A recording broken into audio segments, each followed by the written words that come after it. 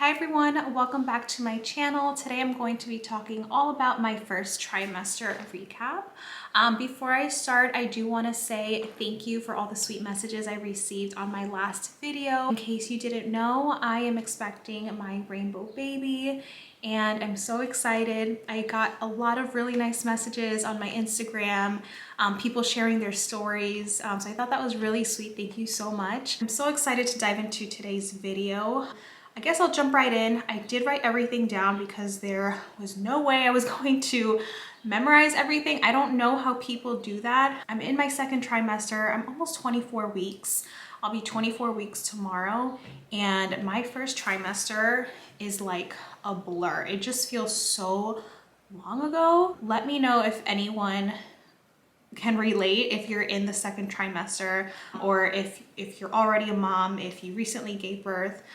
Let me know if your first trimester was a blur, because it was for me. And I spent the majority of that time sick. So yeah, it's not a time that I want to remember, except for finding out that I was pregnant, obviously. So first off, I'll talk about the symptoms that I had before my big fat positive pregnancy test. I had quite a bit of symptoms. And at the time, I remember telling my husband how off I was feeling, and he just thought I was being dramatic, which I wasn't, clearly. So some of those symptoms, so from weeks 2 and 3, right after ovulation, I was experiencing, I wrote down here, lightheaded, dizziness, feeling faint. I was tired. I had increased smell, or very sensitive to smells, I should say. I couldn't stand to look or even taste alcohol. I remember for Thanksgiving every year I make this really good mulled wine, and I just couldn't have it that day. It tasted off to me. And then I also remember getting together with my girlfriends and they offered me some wine, and I kind of just like let the glass sit there. It was really hard for me to drink. I don't know. So I think that was like one of the indicators that made me think, ooh, like, am I pregnant? Am I not? I also had a lot of dull cramping on my left side. Only on my left side, kind of like period cramps. I would say that overall, all of my symptoms felt like, I guess like PMS, but just a little bit more heightened, I would say. I had slight nausea, and then lastly, I wrote down that I was very irritable and moody and just not myself. So yeah, those were all the symptoms that I had right before my big fat positive. So that was from November 20th until November 26th. Next day, the 26th, I took a pregnancy test in the morning. This was after taking tests every single day because I'm crazy, and I was really impatient and I didn't want to wait till after my missed period. So I took a test that morning, I remember, and I might have touched base on this in my last video, I can't remember, but I quickly saw it. I saw that it was negative and I didn't think much of it. Later on that day, something came to my mind that said, go check that test.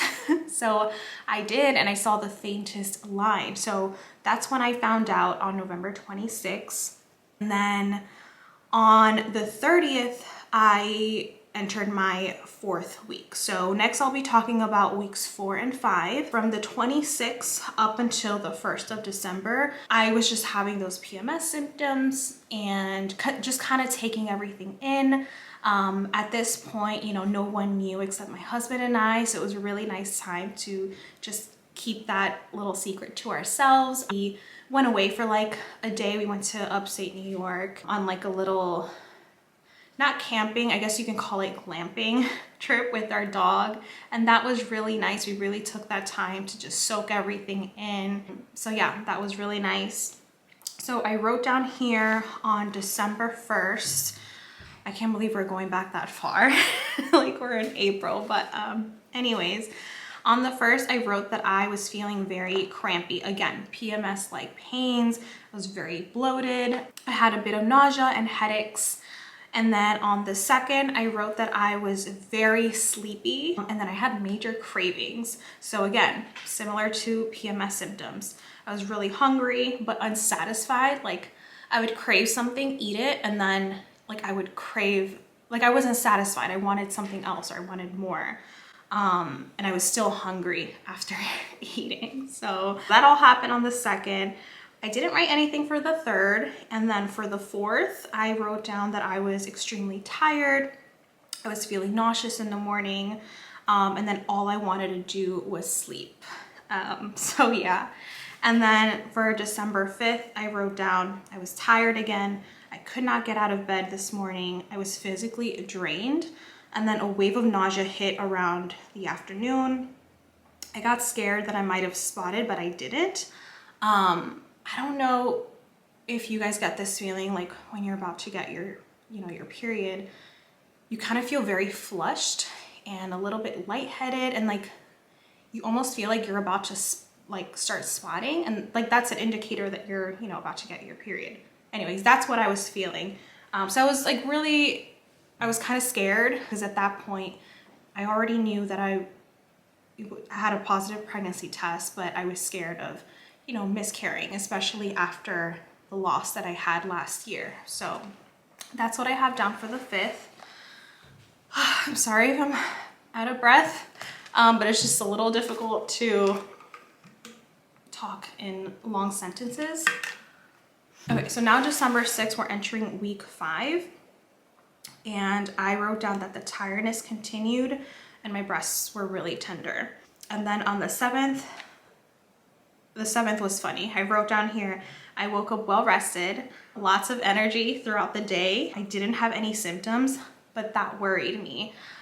If you're someone that has gone through a loss, or even if you're pregnant for the first time and you go a day without feeling any symptoms, you start questioning everything, like, shoot, like, am I still pregnant? It's such a weird feeling. So I was feeling great, but like that concerned me because I wasn't feeling any symptoms, December 8th, I put down that I woke up middle of the night with headache and congestion, insomnia, a bit of nausea, heartburn. I was trying to plan Christmas Eve dinner and couldn't stand to look at foods on Pinterest. So I think this is around the time that some of my aversions started, because certain foods I remember I just couldn't tolerate, couldn't look at. I thought that was really funny that I jotted that down. On December 9th, I had on and off cramping all day. Again, mostly on the left side, kind of like by the pelvic area. So yeah, not sure why that was happening. On the 10th, my husband and I flew into California. So we were gone for a couple of days. I wrote down here on the first day of being in California, I had a lot of discomfort on the plane, and the left side pain continued and got a little bit worse. It started off with like a dull pain, and then it just kind of increased. But it wasn't to the point that I felt the need to go to the doctor yet. So I had sore breasts and very bloated, just like feeling very, very full. So that was on the 10th. And then on the 11th, I wrote down that I had trouble sleeping due to that left side cramping. So I actually couldn't sleep on my left side, and that was a side that I prefer to sleep on, but it was really, really uncomfortable, and that pain was constant all day long, mostly when sitting or laying down.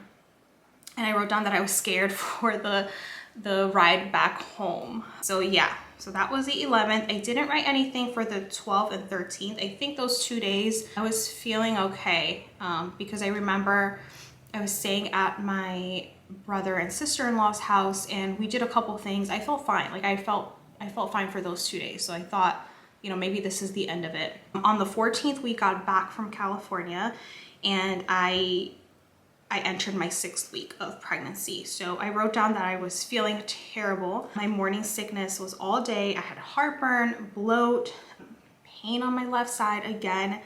And yeah, so that was the night that we got back from California. And then we're going on to the 15th of December. So on this day, I wrote down that I had the worst morning sickness of all time. I feel like I had the stomach flu. And then around 7 p.m. I had, this part was really scary, and I do remember this day just like all too well. I had heavy bright red spotting and cramping. I couldn't stop crying. I was panicking. You know, I know that spotting is common during pregnancy, but this was different. It was like bright red and it was at nighttime. So I couldn't call my doctor until the next morning. So I fell asleep, drank a lot of water. So the next morning I called my doctor and they told me to go in right away. And once I was seen, my levels were good and we got to see the heartbeat. We didn't get to hear it because it was too early in my pregnancy. I had just entered my 6th week.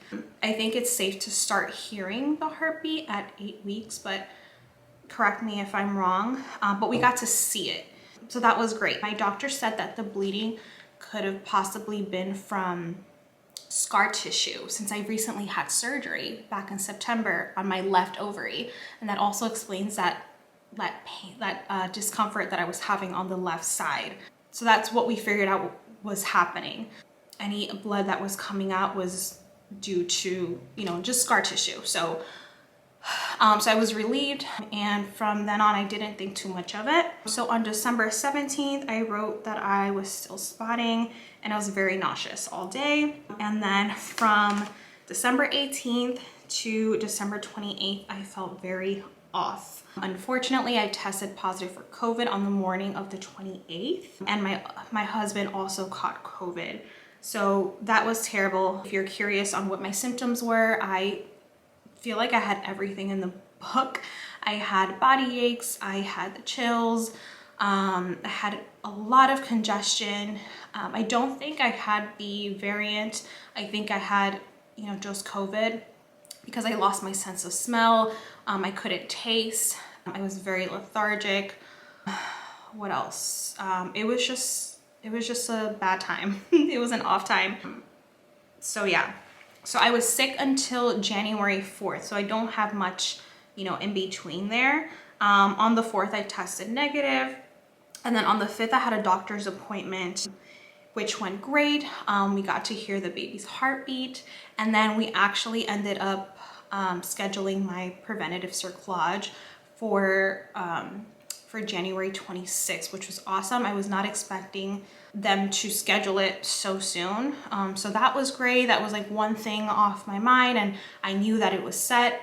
I won't go too in detail on the preventative cerclage because I do want to do a separate video on all that. And yeah, unfortunately, I think that's where I'm going to be ending my update. Sorry, I don't have anything more, but between the 4th and the 26th, I remember just being sick just all day long with morning sickness and nausea in bed.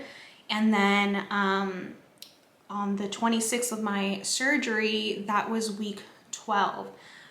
And then from week 12 to 14, I was just recovering from the cerclage, and again, mostly in bed because of my nausea. And then the 14th, I started my 2nd trimester, which that will be a whole video later on. But yeah, that pretty much sums up my 1st trimester recap. I am sorry if I wasn't as informative or detailed, but that's mostly what I remembered and what I was able to jot down. So my next video is probably going to be a fun one. I've been thinking of doing the names I love but won't be using. I've always wanted to do one of those videos, so I think I'm gonna do one. Maybe I'll do like a part 1 and part 2, and then after that I'll do my whole high-risk pregnancy video on my cerclage and why I needed one and the progesterone shots, and all of that will be in one full video. That's going to be a little bit more informative. So I'm really excited to share that. Again, thank you so much for watching and following me along this journey. And I hope to see you guys in my next video.